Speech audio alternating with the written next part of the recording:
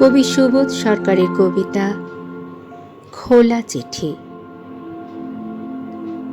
40টা বৈশাখ আমি খরচ করেছি তোমাকে বানাবো বলে। 40টা বর্ষা আমি খরচ করেছি তোমার হাসির পিছনে থাকা হাসিটাকে একবার ধরবো বলে। 40টা ফাল্গুন আমি খরচ করেছি তোমার গ্রীবার অহংকারকে একবার চুম্বন করব বলে। আমি কুমোর পাড়ার কুমোর, পুজোর সময় তোমার পায়ের কাছে আমার নাম লেখা থাকে, শিল্পী প্রশান্ত পাল। আমি প্রশান্ত নই, আমি অশান্ত নই, আমি সর্বশান্ত হয়েছি তোমাকে নির্মাণ করে। প্রথমে তুমি ছিলে আমার মেয়ে।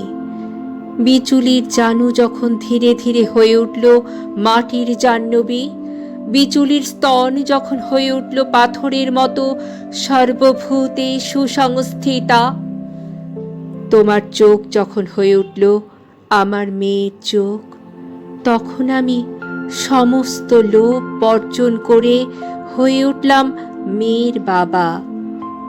তোমার পিঠ বানাতে বানাতে, তোমার পিঠে মাটি দিতে দিতে আমি হয়ে উঠেছি তোমার গোপন প্রেমিক। মধ্যরাতে তোমার পিঠে গোপন চুম্বন করে বলেছি, আমি তোমাকে কোথাও যেতে দেব না, আমি তোমাকে কসবায় যেতে দেব না, আমি তোমাকে আমেরিকায় যেতে দেব না। মাত্র ওই কটা ডলারের বিনিময়ে আমি তোমায় দিয়ে দিতে পারি।